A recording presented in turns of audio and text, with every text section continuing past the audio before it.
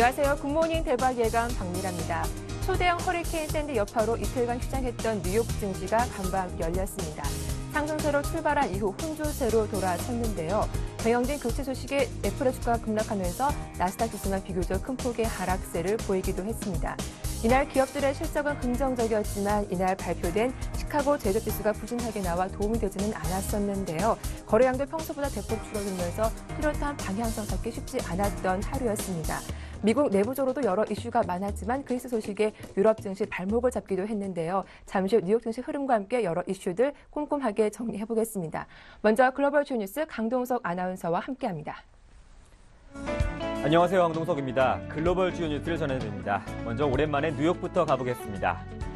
뉴욕 증시가 이틀 만에 혼조세 보였습니다. 허리케인 샌디의 여파로 뉴욕 증시는 뚜렷한 방향을 찾지 못했습니다. 경제지표부터 먼저 부진했습니다. 미국 중서부 지역의 제조업 경기를 나타내는 지수인 시카고 구매자협회 지수는 9월 기준 49.9를 기록하며 시장 전망치인 51을 하회했습니다. 또 미국의 3분기 고용비용 지수 역시 0.4% 증가를 기록해 예상치를 밑돌았습니다. 태풍의 여파도 부진에 한몫했습니다. 샌디로 인해 부서진 주택들을 복구하려는 수요가 많을 것으로 예상해 주택 건축 및 개조 관련 업체 주식들이 일제히 상승세였습니다. 하지만 피해 금액을 배상해줘야 하는 보험사들의 주가는 모두 하락했습니다. 다우지수는 0.08%, 나스닥 지수는 0.36% 하락한 반면 S&P 500 지수는 0.02% 상승 마감했습니다. 이번엔 유럽으로 가보겠습니다. 유럽 증시가 하락 마감했습니다. 실적에 대한 부담감과 또 그리스 우려는 여전했기 때문입니다. 세계 최대 제철업체 아르셀로미탈의 실망스러운 실적이 악재로 작용했습니다. 또 유로존 정부들이 그리스의 추가 지출 삭감을 요구하고 있다는 점도 투자 심리를 위축시켰습니다. 이날 유럽 주요 증시는 상승세로 개장해 항공주를 중심으로 한 기업 실적이 호전 소식이 전해지면서 상승세 이어갔습니다. 그러나 영국의 천연가스 생산업체인 비지그룹이 내년도 실적이 호전될 것으로 보이지 않는다는 발표 이후 급락세로 돌아섰습니다. 여기에 유로존 정부들은 그리스로 하여금 추가적인 지출 삭감을 압박하고 있다는 소식도 악재가 됐습니다. 나라별로는 영국이 가장 큰 폭인 1.15% 밀렸고 프랑스와 독일은 각각 0.87%, 0.33% 하락했습니다. 국제 유가가 상승했습니다. 허리케인 샌디 때문에 원유 공급에 우려가 빚어질 것으로 보여지기 때문입니다. 초강경 허리케인 샌디로 인한 대규모 침수 피해와 정전 사태로 전력과 도로, 항만 등의 주요 기반 시설이 마비되면서 당분간 정상적인 원유 공급이 힘들 것으로 보여지고 있습니다. 특히 동부 지역 2위의 생산 설비로 하루 23만 8천 배럴을 처리하는 뉴저지주 정유 공장의 가동 중단 사태가 장기화될 것이란 점이 상승세를 부추겼습니다. 뉴욕 상업거래소에서 12월 인도분 서부 텍사스산 원유는 전날보다 56센트 상승한 배럴당 86달러 24센트로 거래 마감했습니다. 미국 중서부 지역의 제조업 경기를 나타내는 시카고 PMI 지수가 2달 연속 위축세입니다. 10월 미국 시카고 구매자관리협회 지수가 49.9로 이전치 49.7보다 소폭 증가했습니다. 하지만 전문가 전망치인 51은 하회했습니다.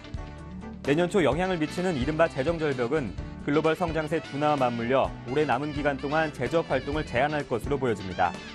다만 지난 2달 동안 미국의 소비 지표가 개선되면서 재정절벽 여파를 제한하고 또 제조업체들이 미국 재정정책을 둘러싼 불확실성을 극복하는 데 도움을 줄 것으로 보여집니다. 미국의 9월 개인 소비 지출은 전월과 비교해 0.8% 상승세입니다. 이는 지난 2월 이후 최대 상승폭인데요. 이처럼 개인 소비 지출은 3월에서 7월까지 하락세 보였지만 지난 8월에 0.5% 상승으로 돌아섰습니다. 미국의 3분기 고용비용 지수가 전분기와 비교해 증가폭이 둔화된 것으로 알려졌습니다.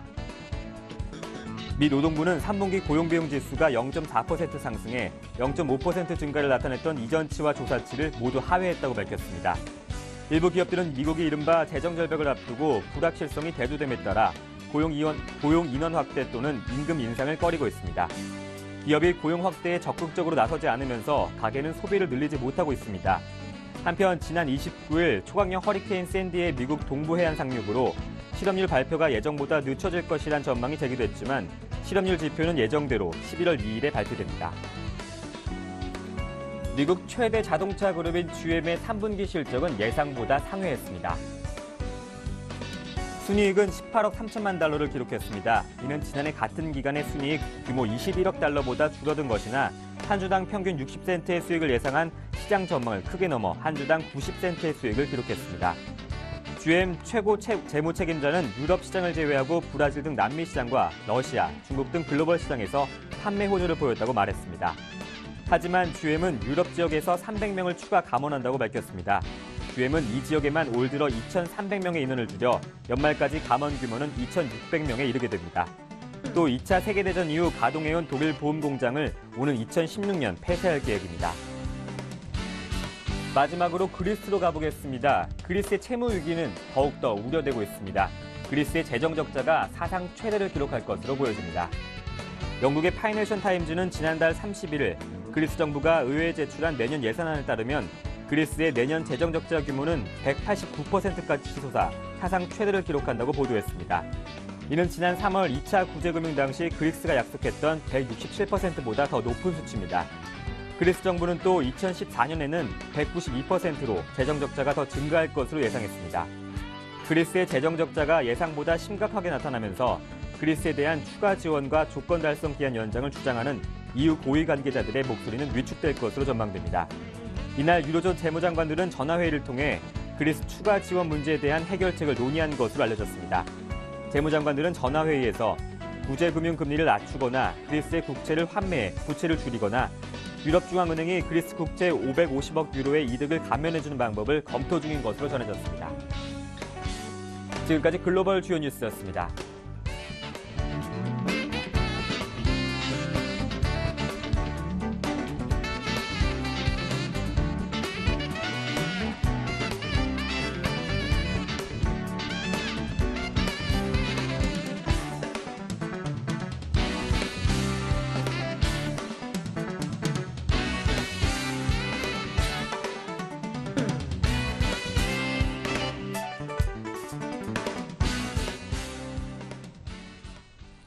네, 글로벌 핫이슈 인백스 투자자문의 이현민 본부장과 함께 살펴보겠습니다. 안녕하세요. 네, 안녕하십니까.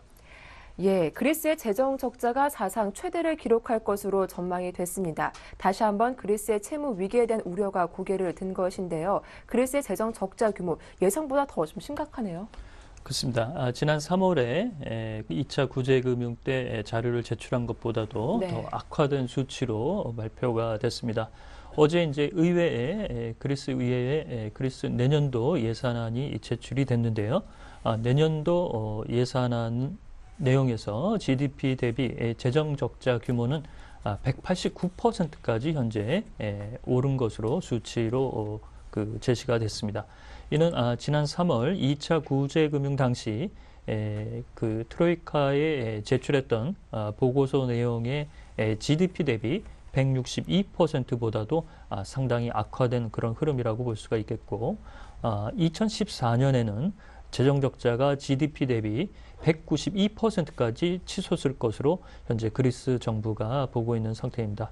이렇게 재정 적자가 200% 가까이 올라가게 되면 일본을 제외하고는 그리스의 재정이 현재 가장 어려운 국면이라고 볼 수가 있겠고요. 따라서 이번 달 12일과 13일에 열리는 유로존 재무장관 회의에서 현재 그리스의 긴축 이행 2년 연장은 어느 정도 대부분 현재 마무리된 것으로 보이고 이렇게 재정 적자를 줄일 수 있는 방안 이런 내용이 이제 추가적으로 새롭게 안건으로 등장할 것으로 보입니다. 현재 독일은 기존의 2차 구제금융 이외에는 추가 지원은 없다는 입장을 계속 고수하고 있는 상태고요. 따라서 기존에 발행했던 채권을 일시 환매해서 다시 낮은 금리로 발행하거나 기존에 현재 주고 있는 구제금융의 금리를 낮춰주는 방안 이런 내용들이 아마도 가장 현실적인 답변이 될 것으로 현재 관측이 되고 있습니다. 네, 이렇게 유로존의 경기 침체골이 깊어지고 있는 가운데 유로존 실업률이 다시 사상 최고 수준으로 뛰었습니다. 9월 실업률이 11.6이라고요. 유로존의 실업률 개선될 기미는 전혀 없는 건가요? 이렇게 이제 긴축 일변도의 흐름에서 네. 경기가 좀 돌아서려면 경기 확장이나 이런 쪽에 부양 노력이 좀 있어야 되는데요. 이런 노력들이 현재 예상보다는 성과를 못 내고 있는 부분이 경기의 가장 후행적 지표인 실업률 수치가 여전히 좋지 않은 그런 흐름으로 현재 제시가 됐습니다. 1999년 유로의 도입 이후 현재 유로존의 9월 실업률 수치가 11.6%로 제시되면서 가장 좋지 않은 수치로 발표가 됐는데요. 지난 8월에는 11.5%였습니다만 큰 변동은 없지만 좋아지는 추세는 현재 나타나고 있지 않은 그런 국면이라고 볼 수가 있겠습니다. 스페인의 실업률이 25.8%로 가장 현재 좋지 않은 수치고요.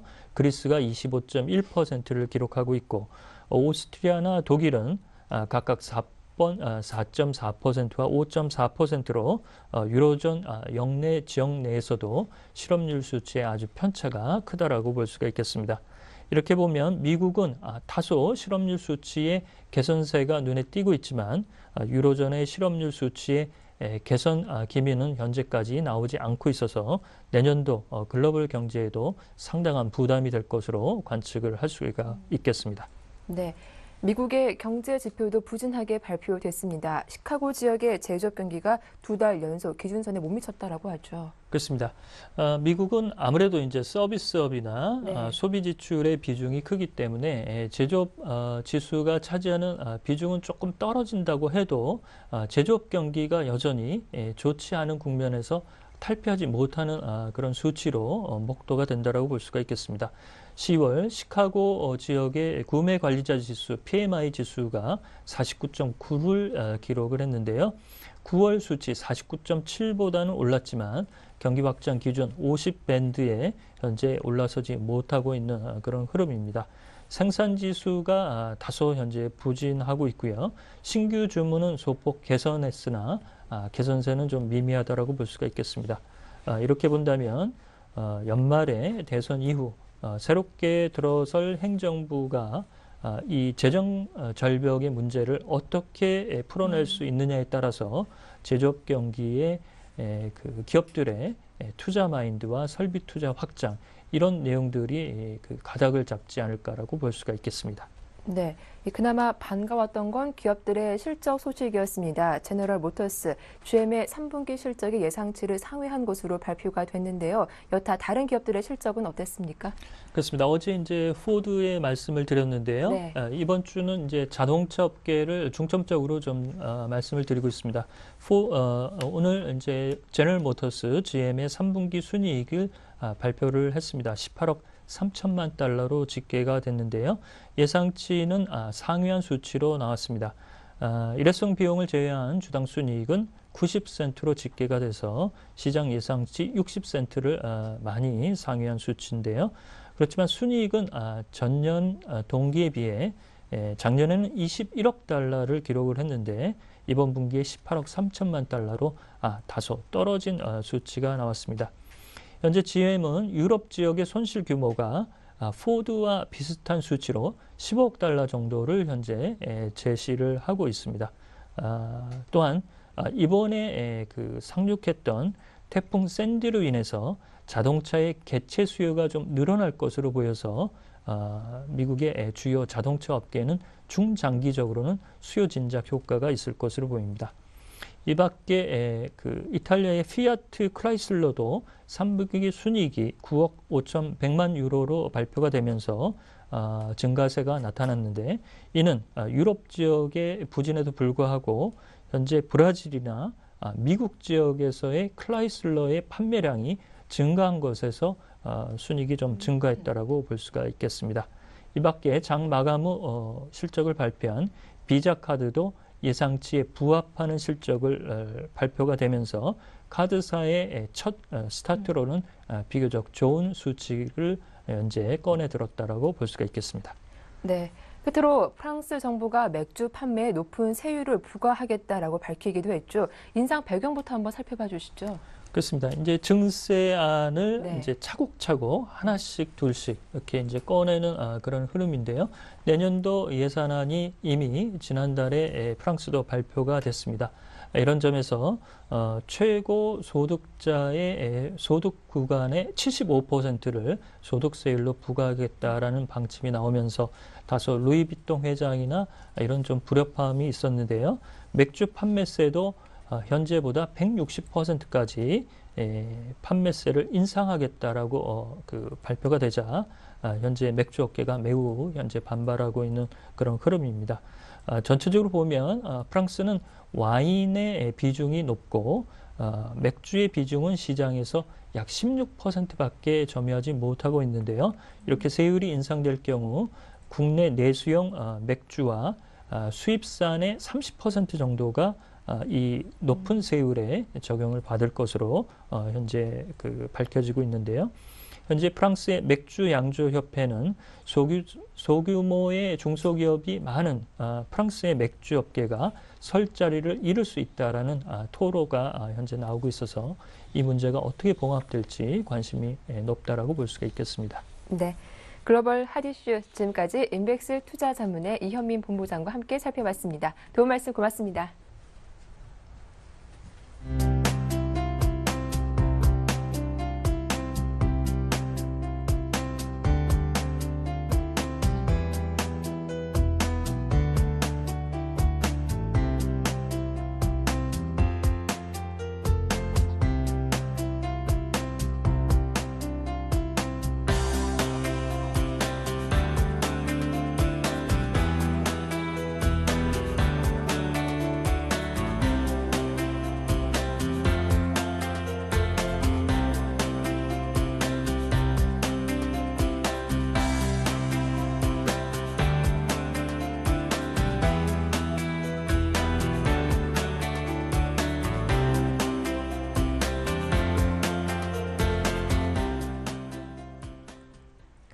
네, 국내 증시 마감 상황과 주요 이슈들 자세하게 정리해 보겠습니다. 오늘 순서는 와이즈인베스트 심기원 대표와 함께합니다. 안녕하세요. 안녕하십니까. 예, 먼저 어제 코스피, 코스닥 양대 지수가 모두 동반 상승세를 보여줬습니다. 코스피 지수가 연기금 등 기관의 매수세 입어 3거래일 만에 1910포인트를 회복하는 모습 보여주기도 했는데요. 먼저 코스피 상황부터 다시 한번 점검해 주시죠. 네, 코스피 같은 경우에는 말씀해 주셨던 대로 상승세로 마감을 하였습니다. 전반적으로 반발 매수세에 따른 기대감 계속적으로 작용했다라고 정리해 드릴 수가 있겠고, 전체적으로 수급이 좀 어느 정도는 양호한 모습 보이면서 그래도 좀 긍정적인 모습을 보이지 않았나라고 정리해 드릴 수가 있겠습니다. 코스피 전일장 12포인트 상승 흐름 보이면서 1912.06에서 마감하는 모습 보였고, 전체적으로 수급적인 측면에 있어서 외국인과 기관의 수급 형태 보신다고 한다면은 먼저 전반적으로 외국인들 LG화학과 현대차, S-오일, LG전자, 기아차에 대해서 매수세 보여줬습니다. 역시나 자동차 업종 쪽으로 그래도 외국인의 시각은 약간 긍정적이었다라고 정리해 드릴 수가 있겠고, S-오일이라든가 LG전자, LG화학 쪽으로도 매수세 보였다라는 점 참고하자 라고 정리해 드리겠고, 기관 같은 경우에는 삼성전자에 대한 매수세가 비교적 큰 폭으로 들어왔습니다. 삼성전자 744억 원대 기관이 매수하면서 전체적으로 기관의 매수세가 이 삼성전자에 약간은 집중되는 모습 보였고, 그 밖에 SK하이닉스와 LG전자, LG 그리고 하나금융지주를 매수를 하면서 전체적으로 기관 같은 경우에는 IT 업종 쪽으로 매수세가 집중되었다라고 정리해 드릴 수 있겠습니다. 반면에 외국인과 기관 매도세 보인 종목 같은 경우에는 외국인이 삼성전자에 대해서는 기관과 반대로 370억 원대 매도 우위를 기록을 하였고, 빙그레 같은 경우에도 최근에 중국 기대감이라든가 해외 호재 승제로도 불구하고 외국인은 매도세 보이면서 100억 원대, 그리고 하나금융지주, 한국전력, NHN에 대해서도 매도세 보였습니다. 기관 같은 경우에는 삼성물산과 삼성 SDI, 그리고 현대 기아차, 그리고 현대 미포조선에 대해서 매도세 보였다라는 거, 외국인과 기관의 시각이 약간은 좀 상반되고 있다라는 거 계속적으로 나타나고 있다라고 정리해 드릴 수가 있겠습니다. 네, 이어서 코스닥 상황도 점검을 해보겠습니다. 코스닥 지수가 이틀 연속으로 올라왔었죠. 어제 무엇보다 5일선을 지지하면서 위로 올라선 것이 상당히 고무적이지 않았나 싶거든요. 코스닥 상황은 어땠습니까? 네, 코스닥 같은 경우에는 상당히 강세 흐름이 현재 진행이 되고 있다라고 정리해 드릴 수가 있겠습니다. 그동안 낙폭이 확대되면서 500선 아래로 떨어지는 모습 보였지만은 반발 매수, 그리고 전체적으로 저가 매수가 들어오면서 상대적으로 변동성이 큰 코스닥 시장의 장세 흐름이 상당히 좀 양호했다라고 정리해 드릴 수 있겠고 전일장 코스닥 6포인트 올랐습니다. 1.1%대 상승 흐름 보이면서 코스닥 510선 가까이 올라가는 모습 보였다라는 거 역시나 투자 심리가 개선된다라고 한다면은 중소형주 위주로 빠르게 확산되고 있다라고 정리해 드릴 수가 있겠고 전체적으로 테마주들이 상당히 좀 많은 활발한 그런 거래량과 급등세가 나타났습니다. 따라서 코스닥 역시나 펀더멘털 측면이 아닌 지금은 테마 그리고 트렌드가 좀 활발하게 움직여야지만이 코스닥 지수의 상승이 나타나고 있다는 거 어제장에서도 나타나지 않았나라고 정리해 드릴 수가 있겠습니다. 네, 이어서 업종별 흐름도 정리를 해보겠습니다. 어제 제약주가 무더기 상한가를 기록했더라고요. 의료 업종이 4% 급등하는 모습도 보여지기도 했는데 어떤 업종부터 먼저 살펴볼까요? 네, 우선은 전체적으로 의약 업종 그리고 네. 제약 업종과 관련된 부분 급등세 보였다라고 정리해 드릴 수가 있겠습니다. 글로벌 기업들이 우리나라 국내 업체에 대한 인수에 대한 가능성이 높아졌다라는 분석이 나오면서 네. 의약 업종 대부분 많은 종목군들 급등세 보였다라고 정리해 드릴 수가 있겠고 그밖에 외국인과 기관 동반수 매수한 업종 같은 경우에는 화학과 건설이 눈에 띄었습니다. 특히나 화학 업종에 대해서 비교적 상대적으로 다른 업종 대비 수급이 양호했다라는 점 기억을 하자라고 정리해 드리겠고 반대로 비금속과 그리고 기계, 은행 업종은 약간 하락세로 마감하였습니다. 또한 전체적으로 지금 시점 특징주는 아니지만 그래도 꾸준하게 관심을 받고 있는 종목 CJ, CGV가 바로 어느 정도 그 중심에 있다라고 정리해 드릴 수가 있는데 광해를 비롯한 한국 영화의 최근에 계속적으로 흥행 가도가 이어지면서 관객몰이가 계속적으로 이루어지고 있습니다. 따라서 실적 모멘텀이 나오고 있는 상황에서 CJ, CGV 계속적으로 신고가 갱신을 하고 있다라는 점 특징적이었지 않았나라고 정리해 드릴 수가 있겠습니다. 네, 이어서 코스닥 쪽 업종별 흐름도 정리해 보도록 하겠습니다. 코스닥 쪽에서는 어느 업종이 가장 선방했습니까? 네, 코스닥 같은 경우에는 비금속과 그리고 제약, 방송 서비스 업종 역시나 강세 흐름 보였다라고 정리해 드릴 수가 있겠고 코스닥, 코스피 할 것 없이 지금은 제약과 관련된 부분, 의약품과 관련된 업종군들에 대한 투자 심리가 상당히 좀 빠르게 확산되고 있다라고 정리해 드릴 수가 있겠습니다.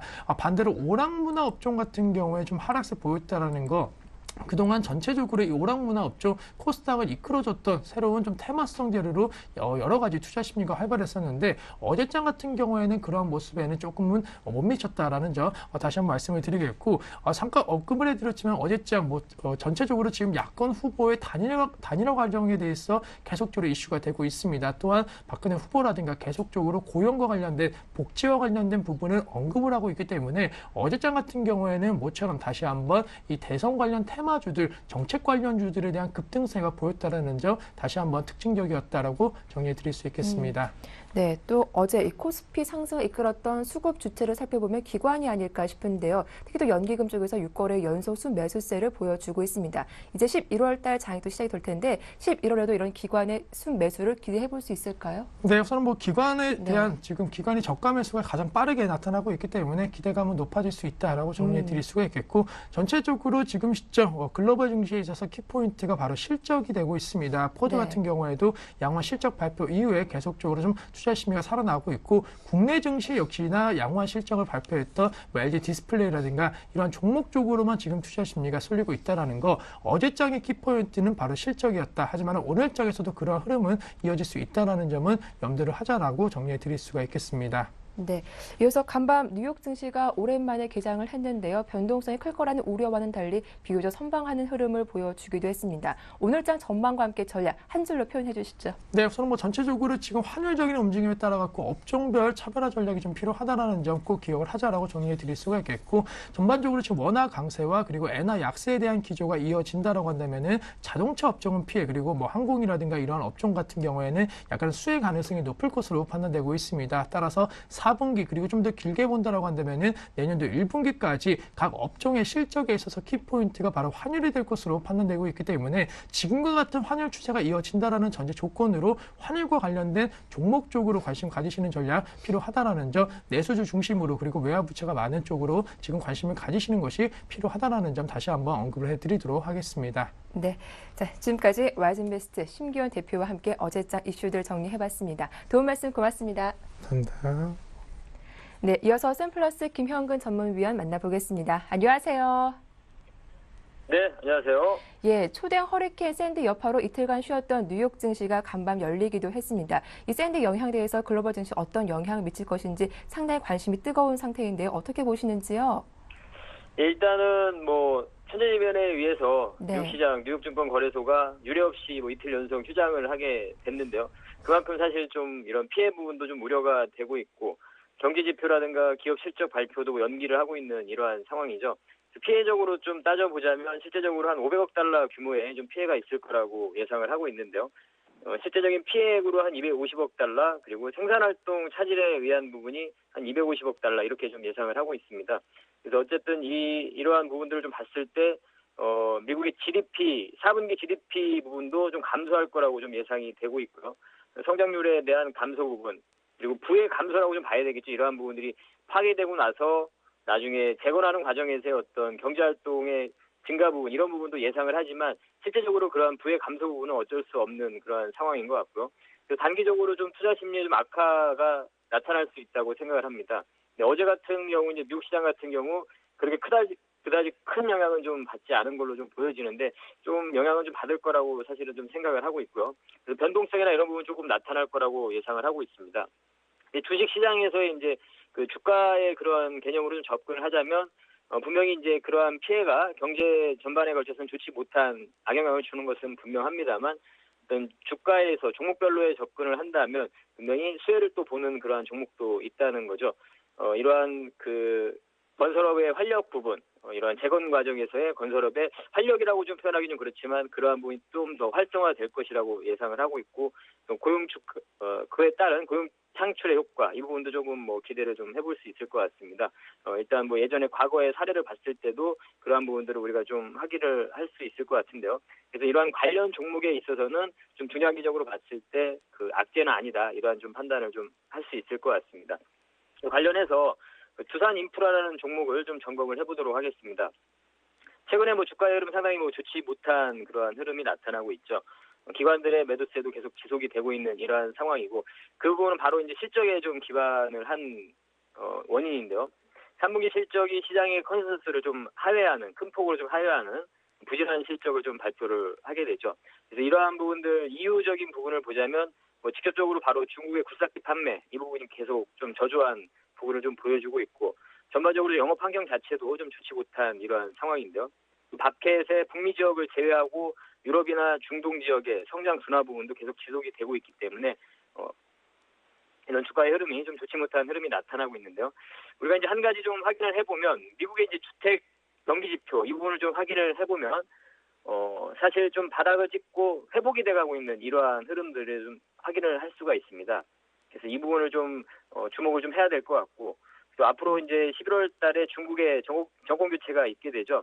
그 부분에서 경기 부양책에 대한 그러한 또 기대감도 사실은 조금 가질 수 있을 것 같습니다. 앞으로 뭐 나오지 않을 거다 이런 얘기도 있지만 시기의 문제일 거라고 생각을 하고요.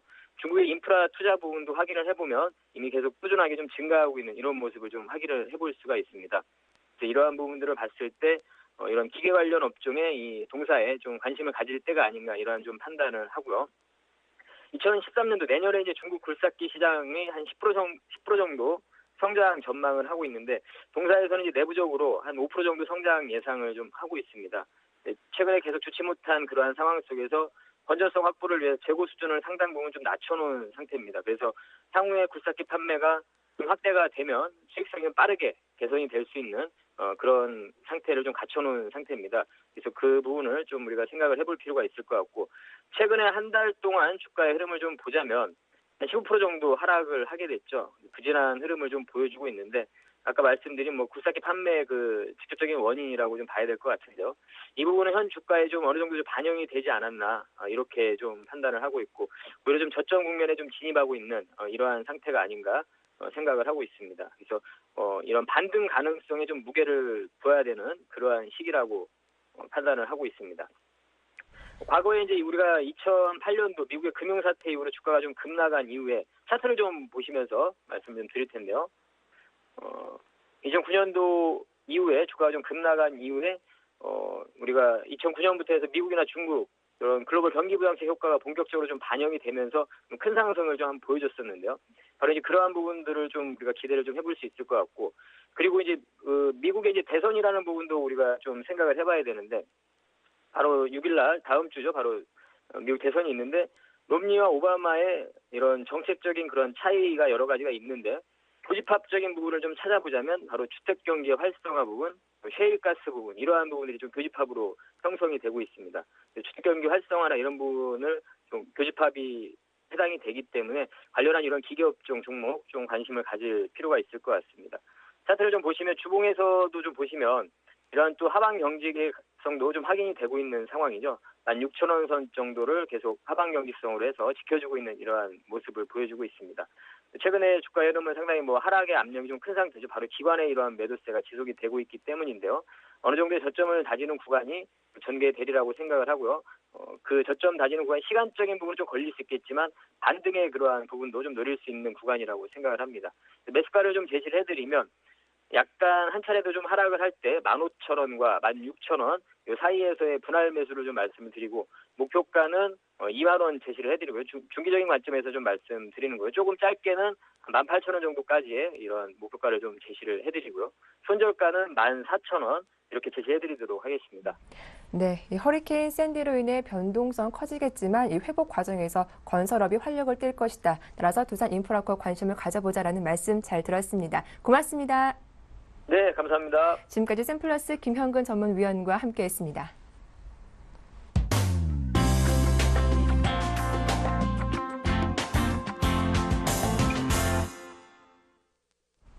네, 이어서 평택총론 정호영 전문가와 함께 오늘장 전략 짜보겠습니다. 안녕하세요. 네, 안녕하세요. 예, 어제 코스피 지수가 3거래일 만에 1,900포인트 위로 올라와줬습니다. 간밤 뉴욕 증시는 혼조세로 거래를 마치기도 했는데요. 오늘은 또 11월의 첫 거래일이잖아요. 오늘 어떤 흐름 전망하시는지요? 일단 단기적으로 말씀드리면 네. 1900선 지지와 이탈의 갈림길이다 이렇게 볼 수가 있겠습니다. 그래서 오늘 만약에 1900선이 이탈되면은 아마 그 트렌드가 유지되지 않을까 이렇게 보고 있겠고요. 이유를 막론하고 1900선이 지지가 된다면은 하루 정도 더 좀 길어지지 않을까 이렇게 보고 있습니다. 그런데 오늘 지수 흐름은 결국 이제 삼성전자하고 파생 흐름이 아마 결정할 것 같습니다. 왜 그러냐면 최근에 삼성전자가 좀 약했거든요. 그래서 과연 오늘도 약할 것인지 아니면 오늘은 다른 모습인지 한번 지켜봐야 될 것 같고요. 파생 흐름, 그러니까 이제 선물 옵션이죠. 정확하게 말하면 이제 외국인들의 선물 매매 동향, 그다음에 개인들의 옵션 동향 두 가지 합성해서 보면은 흐름이 이제 쉽게 보일 수가 있겠습니다. 그리고 이제 중기적인 전망은요. 추세 하락은 여전히 불변입니다. 그동안 시청하셨던 분들 잘 아시겠지만 제가 쉽게 말을 안 바꿉니다. 만약에 내용이 달라지면 수정할 수는 있어도 저는 내용이 달라지지 않았는데 말을 바꾸는 거를 별로 한 적이 없습니다. 그래서 이번에도 똑같은데요. 2000선 회복은 매우 희박하다 이렇게 제가 말씀드릴 수가 있겠습니다. 그래서 좀 부정적인 말씀을 드려서 죄송한데요. 투자자한테 가장 좋은 것은 정확하게 예측해드리는 것입니다. 그래서 일단은 좀 그렇게 아시면 되겠고요. 그리고 이제 그 해외 증시 같은 경우 제가 이제 그렇게 말씀드렸잖아요. 미국이 참 운이 없다. 유럽이 좀 반등하는 그런 구간에서 이틀이나 이제 휴장하면서 이제 반등할 기회를 놓쳤었는데요. 좀 안타깝습니다. 잠깐 차트 보시겠습니다. 보시면은요. 현재 코스피 지수가 이렇게 나와 있는데요. 오늘 여기서 1900선 깨지면 아마 내일도 거의 깨질 겁니다. 조금 전에 말씀드렸다시피 삼성전자하고 파생 흐름이 오늘 지지 여부를 결정하실 것 같고요. 해외 차트 잠깐 보시겠습니다. 현재 이제 보고 계신 게 이제 다우존스인데요. 다우존스 같은 경우에는 빨간색 121선을 아직 이탈하지는 않았습니다. 하지만 현재 모양은 좋지 않은 상태고요. 그러니까 반등할 어떤 그런 딱 자리에서 반등을 못하고 다시 재기가 되니까 시장은 이렇게 좀 안 좋은 상태입니다. 그리고 나스닥 같은 경우에는 드디어 120선 이탈했습니다. 완벽하게 이탈했고요. 그다음에 21선이 이제 61선을 깨는 그러니까 이제 데드 크로스가 발생한 상태고요. 자, 해외 증시 한번 보실까요? 다른 그 유럽 증시죠. 영국부터 보겠습니다. 영국이 이제 검은색 21선을 돌파했다가 어제 장렬하게 이탈했습니다. 장대 음봉이 나오면서 이탈해줬고요. 그다음에 이번에는 이제 독일을 보겠습니다. 독일은 21선 돌파를 채 못했다가 결국은 장중 돌파와 이탈을 이제 반복했다가 결국은 윗골이 달아주면서 이제 하락을 해줬고요. 이번에 이제 프랑스 보겠습니다. 프랑스도 어떻습니까? 네, 프랑스 같은 경우도 20선 이탈했죠. 그래서 일단 해외 증시가 별로 좋지는 않아요. 그래서 현재 상태에서는 좀 부정적이다 이렇게 볼 수 있겠고요. 잠깐 자막을 보시겠습니다. 보시면은요. 미 증시와 이제 원달러 환율의 상관관계를 좀 말씀드려 보겠는데요. 이렇게 보시면 돼요. 만약에 미 증시가 상승하고 원달러가 이제 하락하는 추세가 이어진다. 그러면 이게 코스피가 올라갈 수가 있어요. 반대로 미 증시가 하락하고 원달러가 이제 상승한다. 이러면 코스피가 하락한다고 보면 됩니다. 물론 이게 이제 엇갈릴 수가 있겠죠. 엇갈리면 이제 혼조세 정도로 이제 보면 되는데 완벽하게 저 조건에 부합이 되면 코스피는 상승하고 하락한다 이렇게 볼 수가 있겠고요. 원달러 환율이 너무 하락한 상태이기 때문에 아마도 조만간 상승할 것 같고요. 또 미증시 같은 경우는 현재 대선 남겨두고 불확실성이 고조되기 때문에 하락할 것 같거든요. 그래서 코스피 하락도 좀 점쳐진다 볼 수가 있겠습니다. 그 다음에 외국인 등락 요소가 이제 최대 예상 고점인데요. 이건 어제도 제가 전달해 드렸던 건데 오늘 또 한번 전달해 드리겠습니다.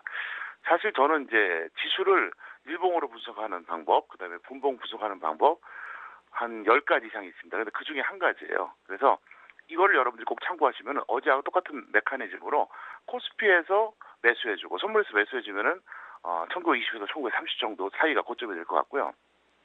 코스피에서 매도하고 선물에서 매도하면 1900에서 1910인데 어제 같은 경우에 이제 여러분 잘 아시는 것처럼 코스피는 매도하고 선물은 매수했거든요. 그래서 이제 1910에서 1920 사이라고 했는데 결국 그 범위 내에서 움직였습니다. 그래서 그랬던 것처럼 이렇게 이걸 알고 대응하면 어떻습니까? 네, 현물을 대응하는 분들도 마찬가지고 파생 대응하는 분들이 굉장히 좋기 때문에 일단 오늘도 꼭 참고하시기를 바라겠습니다. 네, 코스피 중기적으로는 추세 하락이 지속될 것이다라고 하셨고요. 단기적으로는 오늘 삼성전자와 파생 흐름에 따라서 시황 흐름이 달라질 것이다라고 전망을 해주셨습니다. 끝으로 오늘 전략도 짜주시죠. 네, 전략은 뭐 동일합니다. 1900선 네. 아래에서는 0에서 25%인데요. 고탄력주만 보유하세요. 무슨 얘기냐면 그냥 지수하고 연동하는 그런 수준의 종목은 과감하게 버려야 되고요. 지수를 이겨낼 수 있는 더 강한 이런 고탄력주만 보유하시기 바라겠고요. 1900선 이상에서도 개별주 위주로 하세요. 지금 우량주 할 때가 아닙니다. 우량주 중에 보면 이제 최근에 이제 올라간 것들도 있잖아요. 근데 알고 보면 다 프로그램 매수로 올라간 거예요. 질이 떨어진다는 거죠. 똑같이 상승과 하락이 나와도요. 그게 외국인 매수에 의해서 그런 건지 매도에 의해서 그런 건지 또 프로그램 영향이 어떤 건지 이게 또 다르거든요. 그래서 그렇게 보시면 될 것 같고요. 늘 말씀드리지만 차트로 시장을 분석하다 보면 그걸 간과하게 됩니다. 똑같이 예를 들어서 뭐 주가가 5% 오르고 지수가 50포인트가 올랐다. 근데 그게 외국인에서 의해서 오른 건지 프로그램에서 의해서 오른 건지 아니면 뭐 갑자기 어떤 제3의 요인이 있는지 모르잖아요. 그거를 같이 보셔야 된다는 거죠. 그 다음에 이제 이 시점에서 이제 그 대선 관련주에 대해서 굉장히 좀 관심이 많을 것 같은데요. 제가 뭐 문재인주에 관련돼서는 계속해서 강조해드렸습니다. 심지어 그런 말씀까지 드렸었잖아요.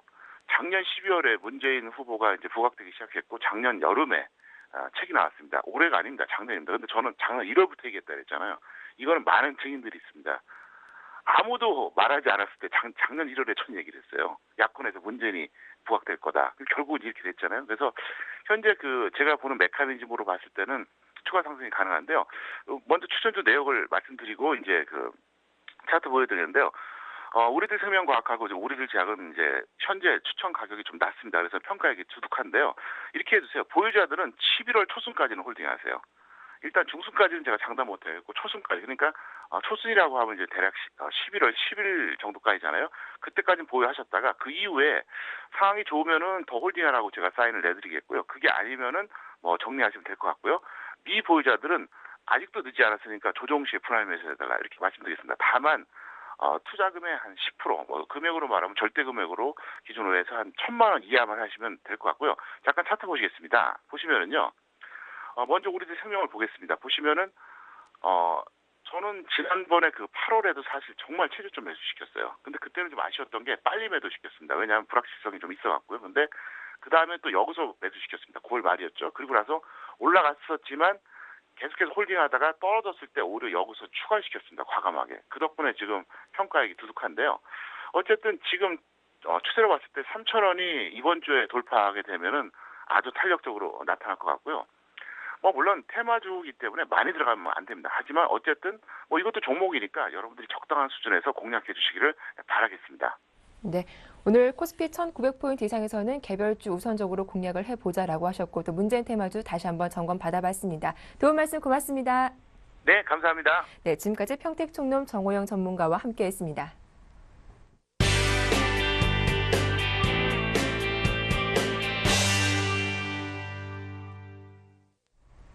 네, 이슈앤이슈 오늘 순서는 서울경제신문 증권부의 김종선 기자와 함께하겠습니다. 안녕하세요. 안녕하세요.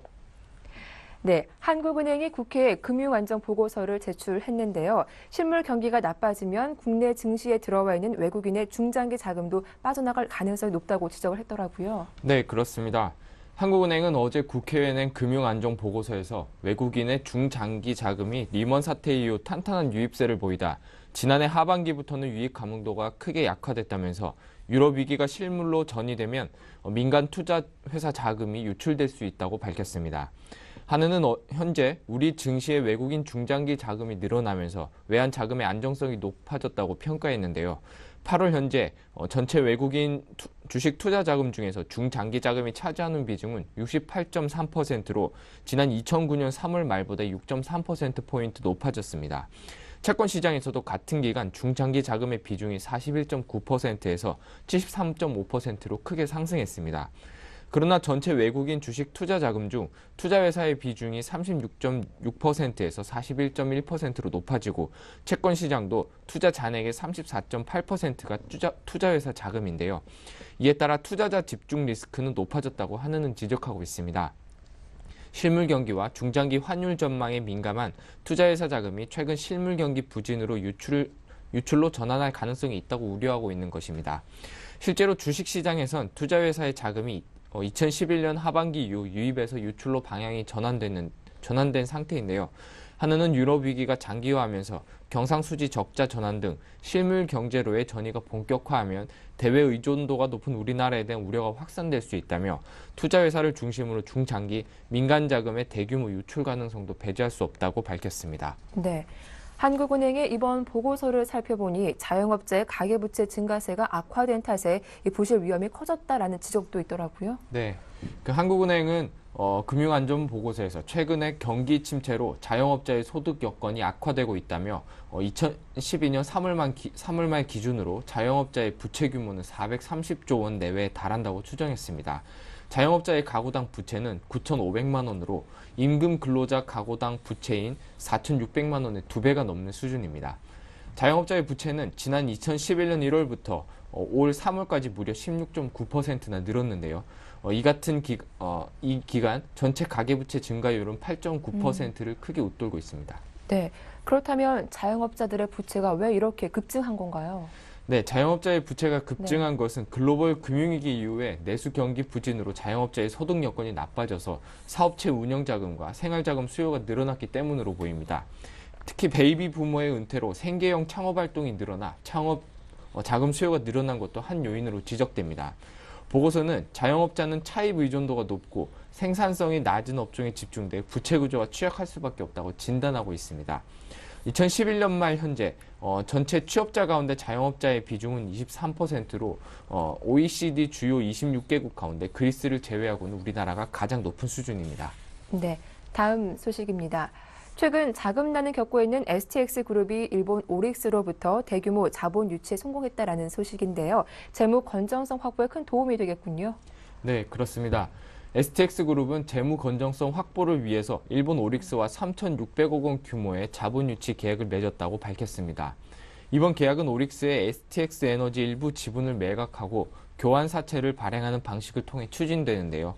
매각 대상 지분은 STX 조선해양이 보유한 약 220만 주와 STX 에너지가 발행할 신주 290만 주 규모입니다. STX는 STX 에너지 보통주를 기초로 하는 교환 사채를 발행하게 됩니다.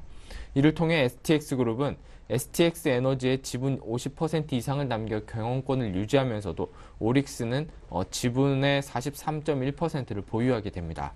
STX그룹은 이번 지분 매각을 계기로 유동성 확보와 재무 건전성 강화 활동에 탄력을 받을 것으로 기대하고 있습니다.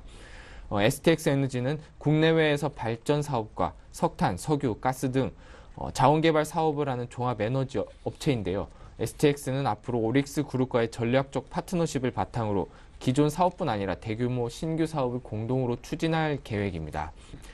일본 오릭스는 지난 1964년에 설립돼서 금융, 에너지, 발전, 환경, 부동산 등의 사업을 영위하고 있고 자산 규모가 117조 원에 달하고 있습니다. 네, 공정거래위원회가 연예계 소위 노예계약이라 불리는 불공정 관행을 막는 모범 기준을 만들었다고 하죠. 어떤 내용들이 포함되어 있습니까? 네, 앞으로 연예 매니지먼트사들은 소속 연예인들을 자기 회사가 만든 드라마나 영화에 무상이나 강제로 출연할 수 없도록 하게 됩니다. 그리고 저작권을 비롯해 주요 권리를 매니지먼트사에 넘기도록 하는 행위도 금지되며 청소년과 여성 연예인에 대한 인권 보호 방침도 공개해야 합니다.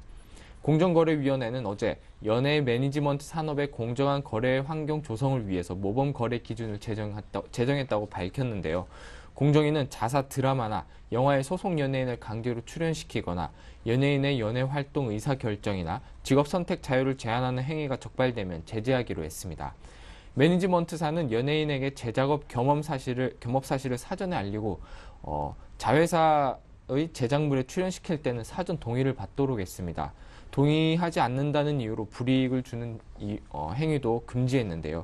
공정한 수입 배분을 위해서 소속 연예인의 수입과 비용은 연예인별로 분리해 관리하고 2인 이상 함께 활동하면 연예 활동별로 관리하도록 했습니다. 또 소속 연예인의 요구가 있으면 매니지먼트사는 7일 이내에 회계장부와 입출금 내역을 공개해야 합니다. 또 연예인의 수입은 수령일로부터 45일 이내에 정산해 주도록 했습니다. 또 사전 동의 없이 계약 당사자의 권리를 일방적으로 양도하도록 하는 행위나 저작권 등 권리를 무조건 매니지먼트사에 귀속시키는 행위도 금지됩니다. 네, 끝으로 오늘 주의 깊게 봐야 할 주요 경제 일정들 어떤 것들이 있습니까? 네, 오늘 기획재정부가 10월 소비자 물가 동향을 발표하는데요. 비교적 안정적인 추세를 이어갈 것으로 예상됩니다. 또 체감 물가와 괴리가 커졌다는 비판도 있지만 수요 부진에다 국제 유가와 원달러 환율이 모두 하락하고 있어서 물가 불안은 많이 수그러든 상태입니다. 또 지식경제부는 오늘 10월 수출입 동향을 발표하는데요. 10월 수출은 지난 7월 이후 감소폭을 줄여오는 흐름을 이어가면서 개선될 가능성이 높습니다. 그러나 최근 원달러 환율이 1,100원 밑으로 떨어지면서 수출 경쟁력 논란이 다시 수면 위로 오를 수 있다는 전망입니다. 네, 이슈의 뉴스였음까지 서울경제신문 증권부의 김종선 기자와 함께했습니다. 도움 말씀 고맙습니다. 고맙습니다.